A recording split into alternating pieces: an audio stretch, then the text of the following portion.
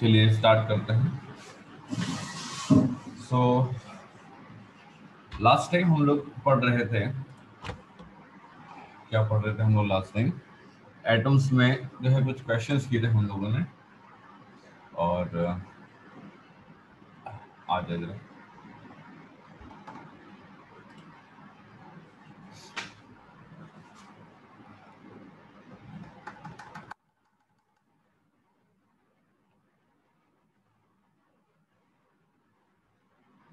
हाँ, यहाँ पे हम लोग आ गए थे। तो इस पर्टिकुलर लेक्चर में हमने कुछ न्यूमेरिकल्स देखे थे, ठीक। और इन न्यूमेरिकल्स को हम लोगों ने सॉल्व किया था। लगभग लगभग मैक्सिमम कैटेगरी हमने कवर कर ली है और आज ये चैप्टर लगभग हम कंप्लीट कर ही देंगे, कुछ बचेगा नहीं इसके अंदर, ठीक है। तो ये हमने कुछ क्वेश्चंस आपको जो है यहाँ पे कराए थे। अब मैं आपको आज भी कुछ क्वेश्चंस ही कराऊंगा क्योंकि इसमें और ज़्यादा कुछ बताने वाला है नहीं इसमें। चलिए तो स्टार्ट करते हैं जरा अपने न्यूमेरिकल से। तो देखते हैं कौन कौन सा न्यूमेरिकल अब हमारे बाकी हैं। वैसे तो हमने सारे कवर कर लिए, फिर भी कुछ एक आध कैटेगरी जो है बाकी है वो भी हम कंप्लीट करा देते हैं। तो पहला क्वेश्चन उठाते हैं हम यहाँ से, देखिएगा जरा।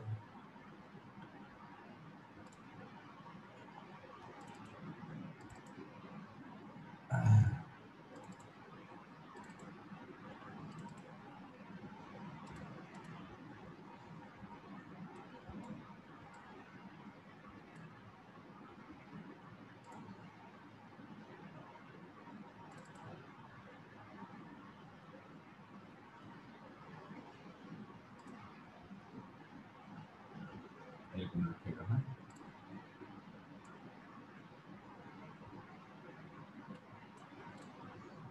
हाँ, तो पहला क्वेश्चन है, what is the distance of the closest approach what is the distance of the closest approach when a 5 million electron volt proton approaches a gold nucleus? ठीक है। तो ये इसने सबसे पहला सवाल ये हमसे पूछा है कि आप बताइए कि distance of the closest approach कितनी होगी, ठीक है। When a 5 million electron volt proton जो है वो तुम्हारे पास अप्रोच करेगा तो उसको गोल्ड न्यूक्लियस, ठीक है, कोई दिक्कत नहीं। देखते हैं यहाँ पे। अब जैसा कि हमको पता है कि ये तुम्हारे पास रहता है यहाँ पे, ठीक। और अल्फा पार्टिकल तुम्हारे पास दौड़ करके आ रहा होता है, ठीक। यहाँ से अल्फा पार्टिकल तुम्हारे पास दौड़ करके आ रहा होता है, ठीक। अब अल्फा पार्टिकल ने ये कहा कि ऐसा है कि distance of the closest approach क्या है भाई, ये तुम्हारे पास न्यूक्लियस, ठीक। ये तुम्हारे पास हो गया है न्यूक्लियस। हाँ, distance of the closest approach ने कहा है कि हम तो इस पर्टिकुलर दूरी को बताते हैं। ये तुम्हारे पास आर नॉट दूरी है। होता क्या था, कॉन्सेप्ट क्या था? कॉन्सेप्ट ये था कि जब सर ये पॉइंट ए पे तुम्हारे पास पॉजिटिवली चार्ज पार्टिकल होता था और बी पे जब पहुंच जाता था, यहाँ पे हमारे पास जो पार्टिकल दे रखा है वो कोई और नहीं है, वो तुम्हारे पास प्रोटॉन है। उसने कहा हाँ ठीक।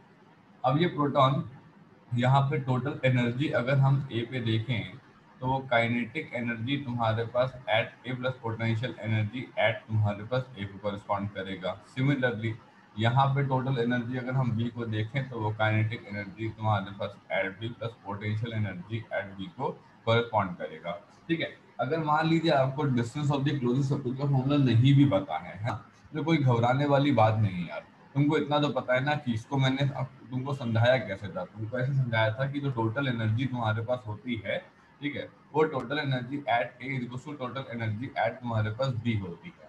तुमको फॉर्मूला नहीं याद है, नहीं याद है, कोई बहुत बड़ी बात नहीं, ठीक। अब इसने कहा कि गोल्ड न्यूक्लियस है, यहाँ पे इसने कहा गोल्ड न्यूक्लियस है, तो गोल्ड न्यूक्लियस का जो चार्ज है वो प्लस जेड ई होता है। गोल्ड की एटॉमिक नंबर की वैल्यू तुमको याद होनी चाहिए, ये उम्मीद की जाती है, तो 79 इंटू ई लिखना पड़ेगा, है ना। कि atomic number of the gold जो है वो Z इज इक्वल टू तुम्हारे पास 79 होता है। अगर हो सकता है तुमको सवाल में दे भी दे और हो सकता है ना भी दे, क्योंकि वो कहेगा कि यार इसी बेस पे तो पूरा चैप्टर पढ़ा है और तुमको अगर Z इज इक्वल टू 79 भी नहीं पता है तो फिर हम तुम्हें क्यों बताएं, है ना। ऐसा हो सकता है, तो ध्यान दीजिएगा। तो टोटल एनर्जी तुम्हारे पास at A equal to total energy तुम्हारे पास एट बी, ठीक। यहाँ पे आ जाएगा तुम्हारे पास हाफ एम तुम्हारे पास वी ए स्क्वायर प्लस तुम्हारे पास कितना, ये पोटेंशियल एनर्जी तुम्हारे पास एट ए, ठीक है। यहाँ पे हो जाएगा हाफ एम तुम्हारे पास वी बी स्क्वायर और पोटेंशियल एनर्जी एट बी में लिख दे रहे हैं 1/4 pi epsilon not into E into तुम्हारे पास जेड ई इंटू, अच्छा दोनों प्रोटॉन है, दोनों पॉजिटिव चार्ज है इसलिए पॉजिटिव चार्ज रख दिया हमने, और ये हमने रख दिया आर नॉट, ठीक है। ये हमने वैल्यू यहाँ पे रख दी हमने, ठीक। ये सिर्फ और सिर्फ आपको बस समझाने के लिए कर रहा हूँ। आप जब एग्जाम में जाओगे तो इतना तीन हम मत करना, उठा करके सीधे यहाँ पे पोटेंशियल एनर्जी को दिखाना भी नहीं, कोई जरूरत नहीं है, और यहाँ पे काइनेटिक एनर्जी को भी तुम्हें दिखाने का नहीं है, ठीक है। तो काइनेटिक एनर्जी तुम्हारे पास at A is equals to 1/4 pi epsilon naught तुम्हारे पास जेड ई स्क्वायर अपॉन तुम्हारे पास आर नॉट, ठीक है। R naught distance of the closest approach है, ये बात तुमको पता है। ये काइनेटिक एनर्जी दे रखी है, जैसा कि मैं आपको पहले भी कई बार बता चुका हूँ। तुम्हारे पास 5.0 MeV दे रखी है, इसका मतलब हुआ 5.0 इंटू 10⁻6 इंटू 1.6 इंटू 10⁻−19। ये एक इलेक्ट्रॉन वोल्ट की वैल्यू है जो कि जूल में कन्वर्ट कर रहा है, ये मिलियन की वजह से इसको मल्टीप्लाई किया गया है, ठीक है। हाँ बेटा, सर ए पर पोटेंशियल एनर्जी कैसे जीरो, दोबारा बता दीजिए। हाँ क्या कह रहे हैं, ए पे पोटेंशियल एनर्जी क्यों जीरो होगी? ए पे पोटेंशियल एनर्जी इसलिए तुम्हारे पास जीरो होगी क्योंकि हम इस पर्टिकुलर कंसेप्ट को समझाने से पहले एक अजम्पशन मानते हैं that you are far away, आप बहुत दूर हैं तुम्हारे पास उस न्यूक्लियस से, ठीक है। अगर आप बहुत दूर हैं तो ये आर ओ वैल्यू को, ये कहाँ गई तुम्हारे पास, ये वाली जो तुम्हारे पास यहाँ पे पोटेंशियल एनर्जी का लिखूंगा, जैसे सपोज ये मेरी कोई आर डैश होती, ठीक है। तो मैं पोटेंशियल एनर्जी ए का फॉर्मूला क्या लिखता, मैं लिखता 1/4 pi epsilon not Z E square upon तुम्हारे पास आर डैश लिखता। अब अगर मैं तुमसे ये कहूंगा कि बेटा आर डैश जो है वो बहुत ज़्यादा हाई है, बहुत दूर है, क्योंकि हम लोग जब तुम्हारे पास कैटरिंग कराएंगे तो तुम्हारे पास हम लोग बहुत दूर से कराएंगे और हम देखेंगे कि हमारा अल्फा पार्टिकल कहाँ तक पहुंच सकता है, आर डैश बहुत हाई है। बस इस बात का हवाला देकर के हम ये कह सकते हैं कि हमारी पोटेंशियल एनर्जी तुम्हारे पास जीरो, बस यही बात है और कोई बात नहीं, ठीक है। तो हमने सिर्फ इतना कहा कि ये पर्टिकुलर जो प्रोटॉन था ये काइनेटिक एनर्जी अपने पास यहाँ पे 100 जूल प्रोसेस कर रहा था, जैसे जैसे आगे जा रहा था काइनेटिक एनर्जी कम होती जा रही थी, पोटेंशियल एनर्जी बढ़ती जा रही थी, और बी पॉइंट पे आकर के 100 जूल काइनेटिक एनर्जी थी वो 100 जूल पोटेंशियल एनर्जी में कन्वर्ट हो गई। ये आया सीधे यहाँ पे आकर के आते आते यहाँ पे रेस्ट पे हो गया बी पे, तो रेस्ट पे हो गया, इसका मतलब काइनेटिक एनर्जी एट बी तुम्हारे पास जो है जीरो हो गई, और पोटेंशियल एनर्जी एट ए हम लोगों ने वहाँ पे जीरो मान के चले, ठीक है। बाकी और कोई इसका एक्सप्लेनेशन नहीं है कि और कोई कारण हो, नहीं, बस एग्जैक्टली सिर्फ ये है कि बहुत ही हाई डिस्टेंस पर माना है, बहुत ही हाई डिस्टेंस के मानने के हिसाब से आर डैश की वैल्यू काफ़ी ज़्यादा है। हाँ ये कह सकते हो कि अब जैसे ये सवाल पूछा गया कि क्या हाई को इन्फिनिटी मान लोगे क्या? हाँ, हाई को अगर इन्फिनिटी मान लेंगे तो एक बात गड़बड़ हो जाएगी, तुम कहोगे कि एक मिनट, अगर इन्फिनिटी मान लोगे, है ना, टोटल तुम्हारे पास जो है एनर्जी जो है वो काइनेटिक एनर्जी प्लस तुम्हारे पास पोटेंशियल एनर्जी है, इतना तो हम लोग सीखे हैं कि टोटल एनर्जी जीरो तभी होगी जब तुम्हारे पास काइनेटिक एनर्जी भी इंडिविजुअली जीरो हो जाए, पोटेंशियल एनर्जी भी इंडिविजुअली जीरो हो जाए, है ना, ऐसा बोलोगे तुम। और तुम कहोगे कि जब आपने ये अभी आयनाइजेशन एनर्जी पढ़ाई थी, आपको आपने बोला था कि कितना अमाउंट ऑफ एनर्जी चाहिए है इस पर्टिकुलर इलेक्ट्रॉन को इस पर्टिकुलर स्टेट से भगाने के लिए, और आप काइनेटिक और टोटल एनर्जी को आप जीरो कन्वर्ट करने में लगे हुए थे। आपने वहाँ पर काइनेटिक एनर्जी को जीरो कर दिया था, पोटेंशियल एनर्जी को जीरो कर दिया था, तब जाकर के आपने कहा था कि ये तो इन्फिनिटी लोकेशन को बताता है, ठीक। अब सवाल ये है कि हम इन्फिनिटी लोकेशन बोल सकते हैं या नहीं बोल सकते हैं, तो इन्होंने कहा कि अगर हम हाई बोल रहे हैं तो वो हाई कहीं ना कहीं इन्फिनिटी है, पर हम एक्चुअल में उसको लिखेंगे नहीं, ठीक है। तो हम इसीलिए यहाँ पे बोल रहे हैं, क्योंकि अगर हमने इन्फिनिटी ही बोल दिया तो फिर हमें काइनेटिक एनर्जी को भी जीरो करना पड़ जाएगा, बस इतनी सी बात है। तो इन्होंने कहा कि आर हाई है, यू की वैल्यू बहुत कम है, यू की वैल्यू बहुत कम है तो उसे निग्लेक्ट किया जा रहा है, ऐसा है, ठीक है। हम चाहे तो यहाँ पे लिख सकते हैं आर हाई है, यू ए स्मॉल है, और इतना स्मॉल है कि उसे ऑलमोस्ट हमारे पास जीरो के बराबर हम लोग ले रहे हैं, ठीक है। सभी लोगों को क्लियर है बात, नहीं ना कि वहां पे क्यों ले रहे हैं? तो इन्फिनिटी वर्ड का इस्तेमाल आई वुड नॉट से कि ये सही रहेगा, क्योंकि इन्फिनिटी वर्ड का इस्तेमाल करने पे मैं टोटल एनर्जी को फिर जीरो दिखाना पड़ेगा, फिर हम कैसे करेंगे, एनर्जी कंजर्वेशन ही नहीं हो पाएगा, ठीक। तो हमने यहाँ पे यही बोला कि आर डैश की वैल्यू बहुत हाई है, इसलिए हम पोटेंशियल एनर्जी की वैल्यू को बहुत स्मॉल लिए ले रहे हैं, स्मॉल की वजह से हमने उसको अप्रोक्सीमेट करके जीरो ले लिया, बस इतने से बात। ठीक है, चलो आगे बढ़ते हैं। तो काइनेटिक एनर्जी ए तुम्हारे पास यहाँ पे आ गया था, तो मैं यहाँ पे बता रहा था आपको कि 5.0 इंटू तुम्हारे पास 1.6 इंटू 10 की पावर माइनस तुम्हारे पास 13, राइट। तो हमने यहाँ पे R naught is equal to 9 into 10 की पावर 9 इंटू 79 इंटू 1.6 इंटू 10 की पावर माइनस 19 का होल स्क्वायर, ठीक है। और तुम्हारे पास काइनेटिक एनर्जी तुम्हारे पास हमने देखा, तो काइनेटिक एनर्जी है 5.0 इंटू 1.6 इंटू 10 की पावर माइनस तुम्हारे पास 13। हमने आर नॉट की वैल्यू निकाली। आर नॉट की वैल्यू आपको अगर आप 10 की पावर माइनस 15 पे निकाल सके तो बेहतर रहेगा, क्योंकि उसी में निकलती है। और अगर 10 के माइनस 15 में ना निकाल करके 14 में निकाल दी या 30 में निकाल दी तो भी कोई दिक्कत नहीं है। तो इस तरीके से आप इस एनर्जी को इस वैल्यू पे यहाँ पे निकाल सकते हैं। आया समझ में? ठीक है। तो अगर distance of the closest approach का सवाल आता है तो इस तरीके से आप करेंगे। फॉर्मूला अगर आपको नहीं भी याद रहता है, आर ओ का फॉर्मूला नहीं याद रहता है, तो एनर्जी कंजर्वेशन कर लेना, अपने आप फॉर्मूला सामने तुम्हारे आ जाएगा। ठीक है। अब पोटेंशियल एनर्जी का फॉर्मूला तुमको लिखना आना चाहिए। ठीक है। गलती बस ये मत करना कि नीचे उठा करके यहाँ पे स्क्वायर लगा दिया, ये मत करना। ठीक है, क्योंकि ये गलती बहुत आम है। ठीक है, कर देते हैं स्टूडेंट्स। चलो आगे बढ़ते हैं। अगला सवाल क्या कह रहा है? अगला सवाल यहाँ पे ये कह रहा है,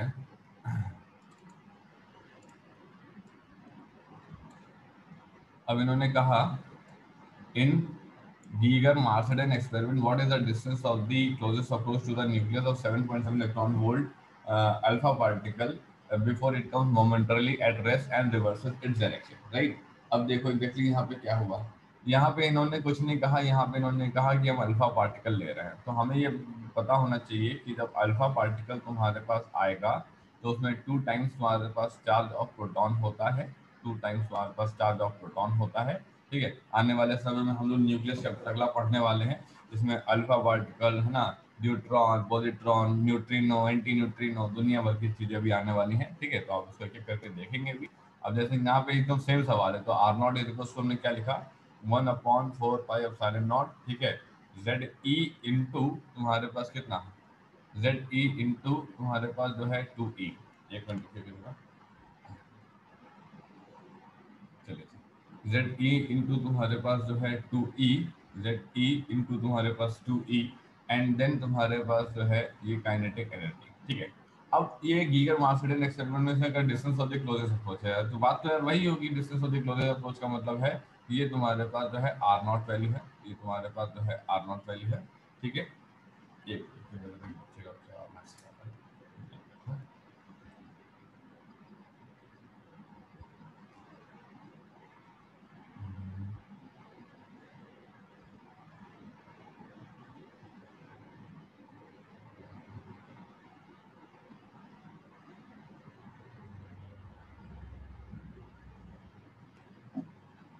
हाँ, अब देखिए, अब इसने क्या बताया, इसने कहा 1/4 pi Z E into 2 E upon K ई।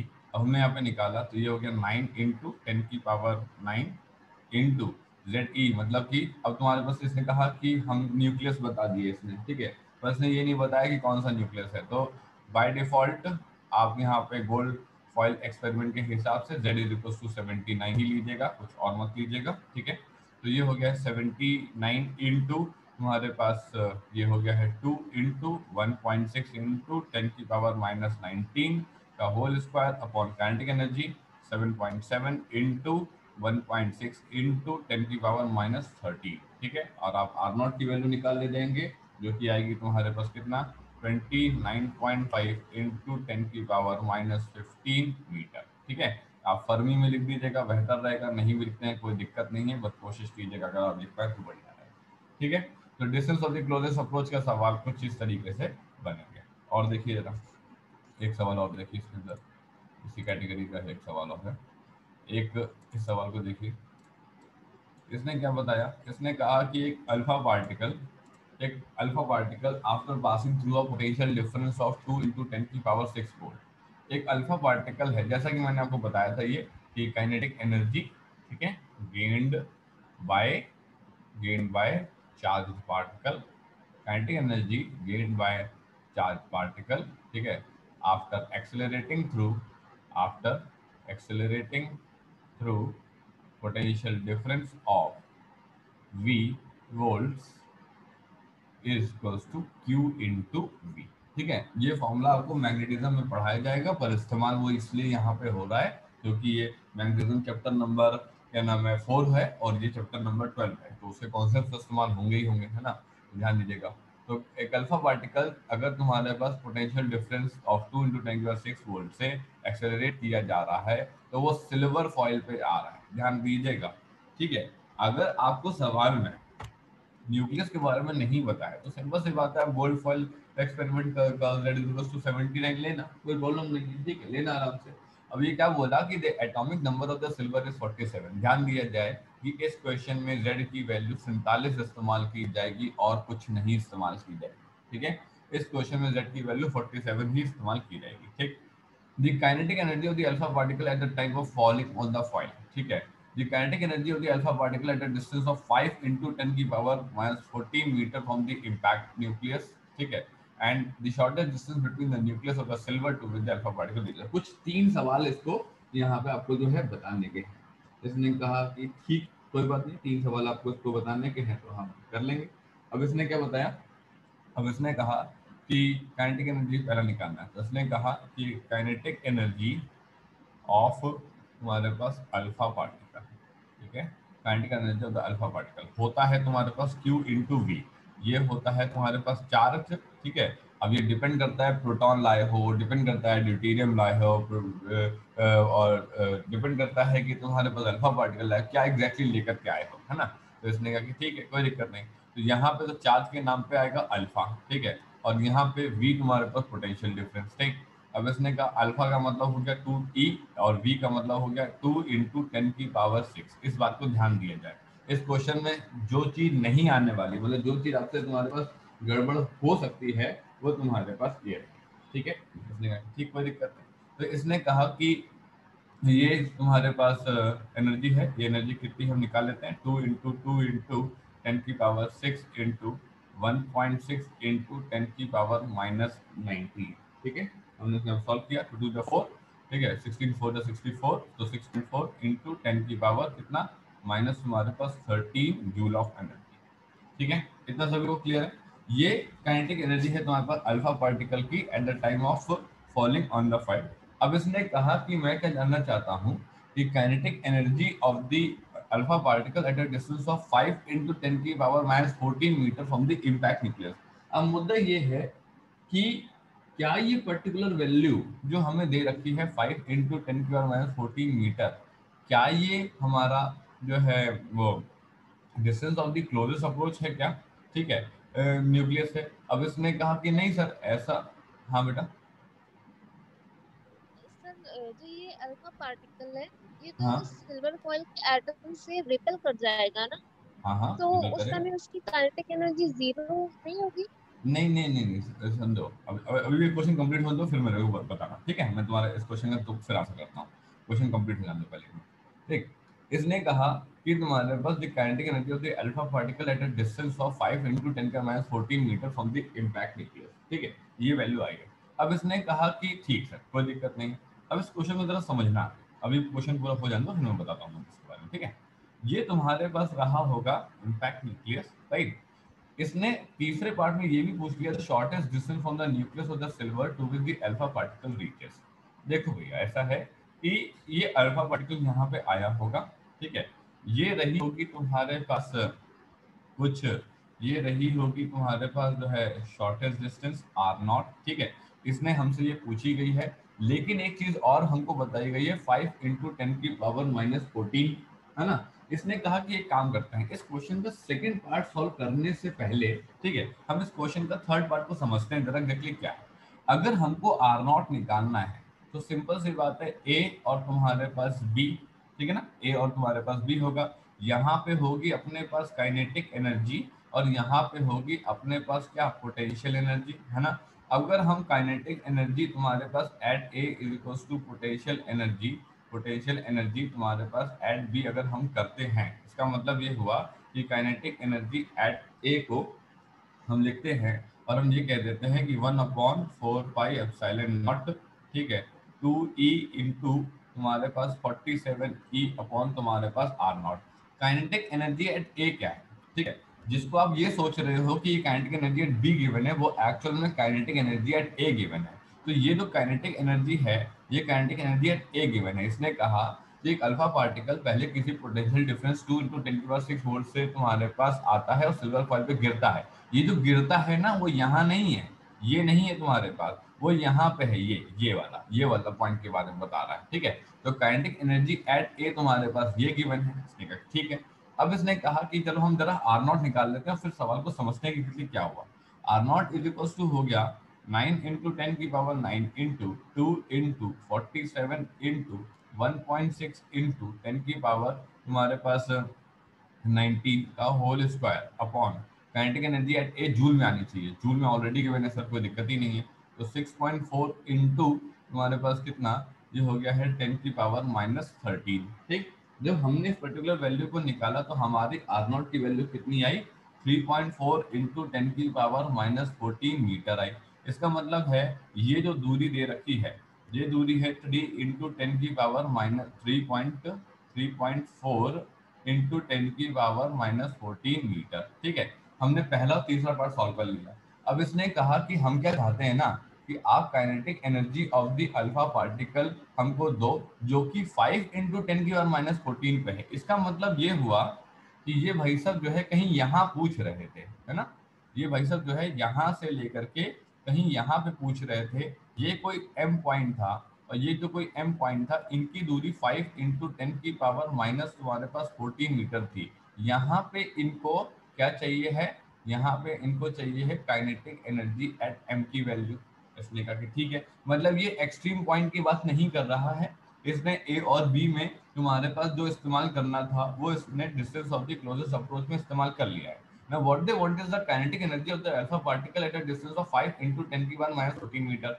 इसने कहा हाँ ठीक, कोई दिक्कत नहीं। इसने कहा कैसे निकालेंगे। अब भैया ऐसा है, यहाँ पे पूरी है 100 जूल, ठीक है, लेकिन वो काइनेटिक एनर्जी के फॉर्म में है। यहाँ पूरी 100 जूल है, मैं एग्जांपल ले रहा हूँ, ठीक है, ये पूरी पोटेंशियल एनर्जी के फॉर्म में है, ठीक है। अब जैसे जैसे आगे बढ़ते हो, ठीक है, जैसे जैसे तुम ए से बी की तरफ बढ़ते हो, तुम्हारी काइनेटिक एनर्जी घटती है घटती है घटती है और अंत में हो जाती है जीरो, ठीक है। और जैसे जैसे तुम्हारे पास ए से बी बढ़ते हो, तुम्हारी पोटेंशियल एनर्जी पहले जीरो होती है, फिर बढ़ती है, फिर बढ़ती है, फिर बढ़ती है और फिर हो जाती है तुम्हारे पास मैक्सिमम। इसने कहा हाँ। इसने कहा एक काम करते हैं, अगर हम एम पॉइंट पे पोटेंशियल एनर्जी निकाल लें, अगर हम एम पॉइंट पे पोटेंशियल एनर्जी निकाल लें तो बड़े आराम से हम काइनेटिक एनर्जी निकाल सकते हैं। इसने कहा कैसे, इसने कहा देखो ऐसे, टोटल एनर्जी जो एम पे होगी वो काइनेटिक एनर्जी तुम्हारे पास एम पे plus potential energy plus M पे होगी। इसने कहा टोटल एनर्जी तो अपने पास कांस्टेंट ही रहेगी ना, टोटल एनर्जी कितनी रहेगी, सिंपल सी बात है। अगर मैं टोटल एनर्जी को ही निकालना चाहूँ, टोटल एनर्जी एट ए, तो मैं लिखूंगा kinetic energy at A plus potential energy at A. Potential energy at A तो जीरो है, तो जो तुम्हारे पास काइनेटिक एनर्जी तुम्हारे पास एट ए है, वही तुम्हारे पास टोटल एनर्जी एट ए है। इसका मतलब है कि इस पूरे प्रोसेस के दौरान मुझे टोटल एनर्जी की वैल्यू पता है, ठीक है। और अगर मुझे टोटल एनर्जी की वैल्यू पता है तो मैं बड़े आराम से जहां कहोगे वहां पे काइनेटिक एनर्जी और पोटेंशियल एनर्जी अलग करके निकाल के दे दूंगा।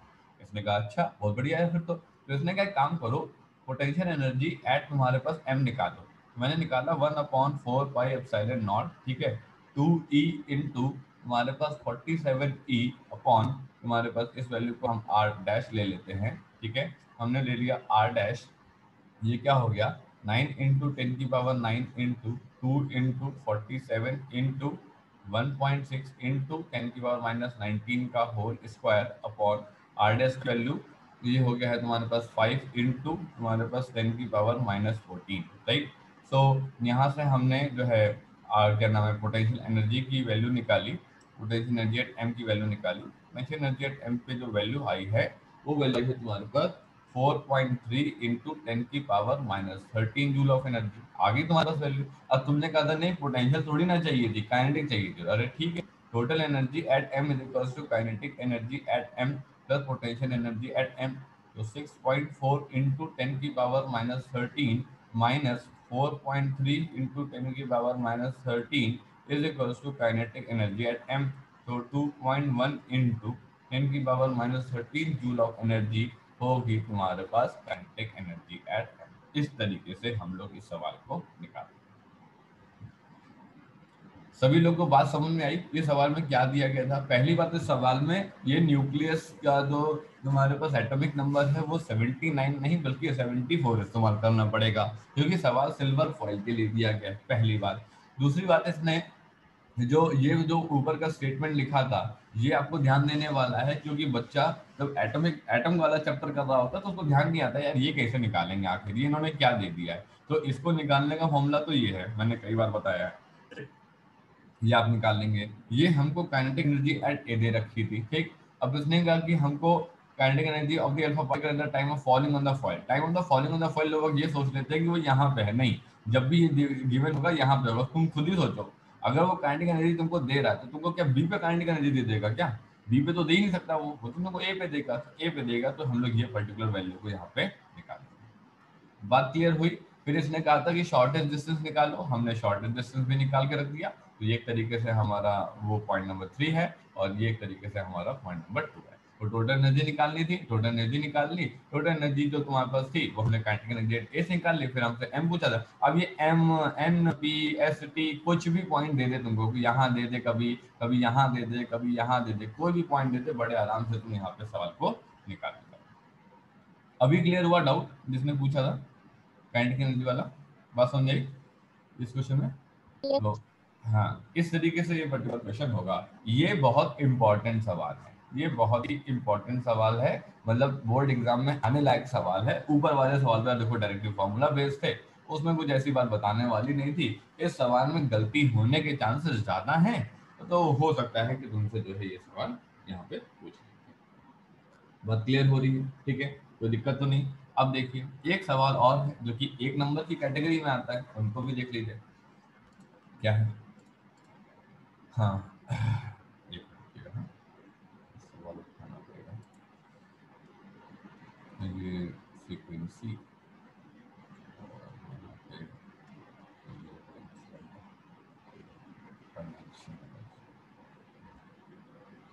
एक ये वाला सवाल मैं आपको दिखाता हूँ, जरा इसको भी ध्यान से देखिएगा। सवाल इजी है।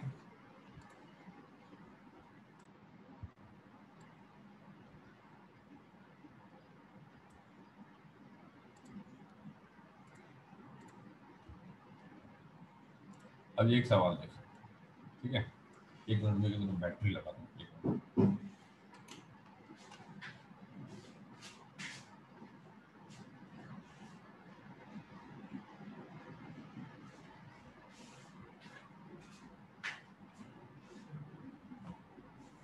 हाँ चलो, तो ये एक सवाल है अपने पास। अब इस सवाल में जरा पढ़ो क्या लिखा हुआ है सवाल में, ठीक है। ये सवाल एडवांस में आया हुआ है आपका, लेकिन है बहुत सिंपल सा, इसलिए मैं सोचा तो करा देता हूँ, ठीक है। इसमें ऐसी कोई डिफिकल्ट चीज़ है नहीं। देखिए क्या बोला ये यहाँ पे ये बोला कि एक प्रोटॉन है जिसको फायर किया गया है बहुत ही दूर से, है ना। बहुत ही दूर बोलेगा, इन्फिनिटी जो नहीं बोल देगा, बहुत ही दूर हमेशा ऐसे करके बोलेगा ये, ठीक है। बहुत ही दूर से towards a nucleus with a charge plus 120 ई। अब देखो, अब इसने कहा कि ये जो तुम्हारे पास जेड ई लेते हैं, ये दे रखा है तुम्हारे पास 120 ई दे रखा है। इसने कहा ओके ठीक है। अब इसने कहा where E is the electronic configuration, sorry electronic charge, it makes a closest approach of 10 fermi. Okay, so R naught की वैल्यू दे रखी है तुम्हारे पास 10 फेंटोमीटर या 10 fermi, right, to the nucleus the de Broglie wavelength in units of fermi of the proton at its start S. अब देखो जरा क्या पूछ लिया इसने। अब यार ये बात तो हम लोग को पता है, ठीक है, लेकिन इसने ऐसा क्या पूछ लिया। अभी तक तो हम लोग ज्यादा से ज्यादा ये पूछ लेते थे कि distance of the closest approach क्या है ना, एनर्जी पूछ लेते थे इधर उधर, ठीक है। ये इसने क्या इस बार पूछ लिया, इसने एग्जैक्टली कुछ अलग से नहीं पूछ लिया है, वही चीज जरा देखना यहाँ पे कैसे करना है। अपन लोग जानते हैं कि ये अपना पॉइंट ए है और ये अपना जो है पॉइंट बी है, राइट। अपन लोग जानते हैं कि ये काइनेटिक एनर्जी एट ए जो है वो पूरी तरीके से पोटेंशियल एनर्जी एट बी पे कन्वर्ट हो जाएगी। तो kinetic energy at A equals to potential energy, potential energy तुम्हारे पास एट हमने बी लिखी है, ठीक, कोई दिक्कत नहीं, सही। अब इसने क्या कहा, इसने कहा कि क्या पूछा, इसने डी ब्रॉगली वेवलेंथ पूछी है। अब डी ब्रॉगली वेवलेंथ के लिए अच्छा दो दो चीजें तो तुम याद अब रख लो, ठीक है। वैसे भी मैं अगले एक हफ्ते के अंदर पहुंच ही जाऊंगा उसमें। Lambda is equals to H upon P, ठीक है। Lambda is equal to H upon P में जो लेमडा अपना है ये अपना वेवलेंथ है, ठीक है, ये अपना वेवलेंथ है। वेवलेंथ मतलब वेव का रिप्रेजेंटेटिव। वेवलेंथ अभी जब हम आपको पढ़ाएंगे ना ये डुअल नेचर, तो हम आपको इस पर्टिकुलर जब रिलेशन में लेके जाएंगे, हम कहेंगे ये सबसे बड़ा क्या नाम है, तुम समझ लो ये सूत्र है, सोर्स है कि कैसे डुअल नेचर को हम लोग समझते हैं, कैसे डुअल नेचर आपस में जुड़े हुए हैं, है ना। तो ये लेमडा वही वेवलेंथ, और पी का मतलब तुम्हारे पास क्या, पी का मतलब तुम्हारे पास मोमेंटम। मोमेंटम कैरेक्टरिस्टिक है, मोमेंटम कैरेक्टरिस्टिक है हमारे पार्टिकल की, वेवलेंथ कैरेक्टरिस्टिक है हमारे वेव की। तो आने वाले समय में जब dual nature of wave and radiation पढ़ेंगे तो हम तुमसे कहेंगे कि तुम्हारे पास कि बेटा वेव लेंथ और मोमेंटम यही तुम्हारे पास पार्टिकल नेचर और यही तुम्हारे पास वेव नेचर को जोड़ते हैं, ठीक है। चलो अब इसने क्या कहा, इसने कहा ठीक है आगे बताओ। अब इसने कहा कि देखिए हम क्या कर सकते हैं यहाँ पे, ये काइनेटिक एनर्जी है, हमने लिखा हाफ तुम्हारे पास M V square is equals to 1/4 pi epsilon naught, ठीक है। कौन था, प्रोटॉन था, ठीक है। और 120 ई अपॉन तुम्हारे पास कितना, आर नॉट। तुम कहोगे हाँ ठीक है। अब तुम तो ये जानते ही हो ये काइनेटिक एनर्जी का फॉर्मूला है, ठीक है। ये है तुम्हारे पास हाफ एम वी स्क्वायर। अपन क्या करेंगे इसमें, अपन इसमें जो है m को मल्टीप्लाई करेंगे और m को डिवाइड करेंगे, तो ये क्या हो जाएगा 1/2, ये हो जाएगा m square v square upon तुम्हारे पास m, ये हो जाएगा p स्क्वायर अपॉन तुम्हारे पास 2m। क्यों, क्योंकि जो मोमेंटम होता है वो मास इनटू वेलोसिटी होता है, ये बात तुमको पता है। तुम कहोगे हाँ, तो काइनेटिक एनर्जी को हम क्या लिख सकते हैं, इसको लिख सकते हैं p स्क्वायर अपॉन तुम्हारे पास 2m, ठीक है यहाँ लिख दिया। इसने कहा कि p स्क्वायर अपॉन तुम्हारे पास 2 मास ऑफ द प्रोटॉन, यहाँ पे मास ऑफ द प्रोटॉन, ठीक, ठीक है। अब इसने कहा कि ये भाई 1/4 पाई एप्सिलॉन नॉट तुम्हारे पास वैल्यू है, इसने कहा हाँ ठीक 1/4 पाई एप्सिलॉन नॉट वैल्यू है। ये हमने यहाँ पे लिख दिया 1/4 पाई एप्सिलॉन नॉट इंटू 120 तुम्हारे पास ई स्क्वायर अपॉन तुम्हारे पास आर नॉट। अब अपने को निकालना था ये डी ब्रॉगली वेवलेंथ। अब डी ब्रॉगली वेवलेंथ निकालना है अपने को, तो हम लोग ये बात जानते हैं कि lambda square is equal to, let's suppose हमने H square upon P square कर लिया। पी स्क्वायर की वैल्यू मेरे को यहाँ से मिल जाएगी, इसने कहा कि ठीक है कोई दिक्कत नहीं। तो पी स्क्वायर की वैल्यू अगर यहाँ से मिल जाएगी तो 1/4 पाई एप्सिलॉन नॉट, ठीक है। ये हो गया तुम्हारे पास 240 into mass of the proton into E square upon तुम्हारे पास आर नॉट, ये पी स्क्वायर की वैल्यू हो गई। Lambda square is equal to H square upon तुम्हारे पास 1/4 पाई एप्सिलॉन नॉट, ये हो गया 240 into mass of the proton into E square upon तुम्हारे पास आर नॉट। अब आप देखिए इसमें आपके पास सबकी वैल्यू है, कोई भी ऐसा शख्स नहीं जिसकी वैल्यू आपके पास ना हो। तो एच स्क्वायर इंटू तुम्हारे पास कितना, ये हो गया है 4 पाई एप्सिलॉन नॉट, ये हो गया है आर नॉट, ये हो गया है तुम्हारे पास ई स्क्वायर, ये हो गया है 240 इंटू तुम्हारे पास एम पी, ठीक है। अब देख लीजिए, अब आपको यहाँ पे जो है एच अपॉन ई का वैल्यू भी दे रखा है, आपको एम पी की वैल्यू भी दे रखा है, आपको 1/4 की वैल्यू तो पता ही है, वन फर्मी की वैल्यू भी आपको पता ही है, आप पुट कर दीजिए उठा करके यहाँ पे। ये हो गया एच अपॉन ई का होल स्क्वायर मतलब कितना हो गया 4.2 इंटू 10⁻15, 4.2 इंटू 10⁻15 का तुम्हारे पास होल स्क्वायर, ठीक, इंटू 1/9 इंटू 10 तुम्हारे पास 9 इंटू आर नॉट की वैल्यू कितनी दे रखी है 10 फर्मी दे रखी है, 10 इंटू 10 तुम्हारे पास -15, ठीक है, अपॉन तुम्हारे पास 240 इंटू 5/3 इंटू 10⁻27। जब आप इन वैल्यूज को निकालेंगे तो जो लेमडा की वैल्यू निकल के आएगी वो आएगी 7 इंटू 10⁻15, और ये आंसर आ जाएगा 7 फर्मी। इस तरीके से आप लोग इसको निकाल लेंगे। आई बात समझ में, ठीक है। भले ये क्वेश्चन जेई एडवांस में आया हो लेकिन इसमें ऐसे कोई बहुत टफ चीज़ थी नहीं, ठीक है। तो इसमें देखा जाए तो इसमें हमने दो कॉन्सेप्ट का इस्तेमाल किया। पहली बात तो जो एक्सपेरिमेंट किया गया था उसमें जो लॉ हमारे लॉ ऑफ कंजर्वेशन एनर्जी हम लोग इस्तेमाल कर रहे थे उसका इस्तेमाल करते हुए इन्होंने वहां से मोमेंटम को एक्सट्रैक्ट कर लिया। मोमेंटम को एक्सट्रैक्ट करके डी ब्रॉगली हमारे पास जो अपनी क्या नाम है लेमडा का फॉर्मूला था जो कि क्या नाम है पार्टिकल नेचर और वेव रेडिएशन को, वेव नेचर को जो रिलेट करता है उसका इस्तेमाल किया गया और उसका इस्तेमाल करके ये आंसर यहाँ पे निकाला, ठीक है। तो अगर ऐसा क्वेश्चन भी बोर्ड एग्जाम में आए, है ना, तो छोड़ के मत चले आना कि ये तो नहीं सिखाया गया था, सिर्फ ये सिखाया गया था कि टोटल एनर्जी कंजर्व करो, RO निकाल लो ये पता था, काइनेटिक एनर्जी निकाल लो ये पता था, जेड निकाल लो ये भी पता था, पर ये नहीं पता था कि डी ब्रॉगली वेवलेंथ कैसे निकालते हैं। तो ये हमने आपको बता दिया है, तो ये छूटना नहीं चाहिए किसी भी आधार से एग्जाम में, ठीक है। चलो अगला देखते हैं। अगला सवाल इसी में पड़ा हुआ है, इसको भी देख लो फटाक से क्या है यहाँ पे। हाँ अब ये सवाल जरूर देख लो, ये 1 नंबर में आएगा सवाल, ठीक है, 2 नंबर में नहीं आएगा, सिर्फ 1 नंबर में आएगा सवाल, ठीक है। अब ये क्या बोला यहाँ पे, ये बोला यहाँ पे कि द नंबर ऑफ दी, इसने यहाँ पे बोला कि the number of particles scattered at 60 degree is 100 per minute in an alpha particle scattering experiment using gold foil, right? Calculate the number of particles per minute scattered at 90 degree angle। तुम कहोगे ये है क्या, ठीक है, चलो तुमको पीछे लेके चलते हैं जहाँ पे हम लोगों ने लेक्चर नंबर 1 पे पढ़ा था एक चीज, ठीक है।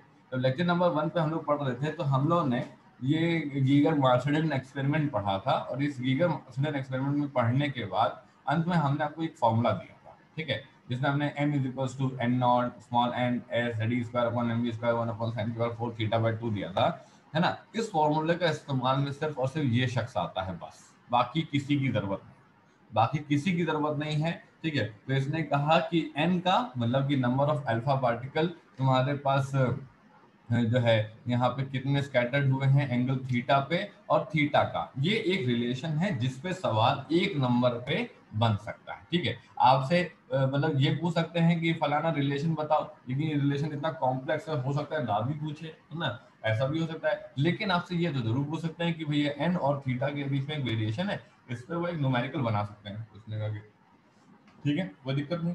चलो देखते हैं सवाल क्या अपना, अपना सवाल क्या कहता है। अपना सवाल यहाँ पे ये कहता है कि हाँ, अपना सवाल यहाँ पे ये कहता है कि नंबर ऑफ अल्फा पार्टिकल जो कि 60 डिग्री पे, तो theta 1 is equal to 60 degree पे जो तुम्हारे पास आए हैं, वो आए हैं तुम्हारे पास 100 पर तुम्हारे पास मिनट, ओके। इसने कहा ठीक। अब इसने कहा कि आप ये बताओ कि अगर थीटा 2 अगर तुम्हारे पास 90 डिग्री होगा, तो बताओ ये वैल्यू तुम्हारे पास कितनी आएगी। तो इसने कहा कि सिंपल है यार, अभी तो निकाला कि n is inversely proportional to sine की पावर तुम्हारे पास 4 थीटा बाय 2 होता है, ठीक है। तो n1 is equal to let suppose तुम्हारे पास n1 is equal to let suppose तुम्हारे पास b अपॉन तुम्हारे पास साइन की पावर 4 तुम्हारे पास थीटा 1 बाय 2, ठीक।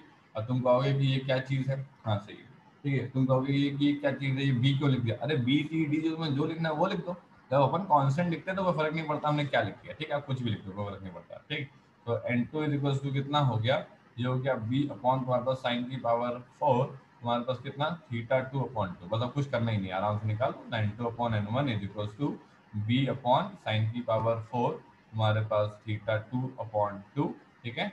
और ये हो गया तुम्हारे पास b अपॉन साइन की पावर तुम्हारे पास 4 थीटा 1 अपॉन 2, तो ये वैल्यू आ जाएगी साइन की पावर 4 तुम्हारे पास थीटा 1 अपॉन 2, और ये हो जाएगी साइन की पावर 4 तुम्हारे पास थीटा 2 अपॉन 2। सब लोग रीजन कर लीजिए, टाइम कंप्लीट हो रहा है, रीजन कर लीजिएगा।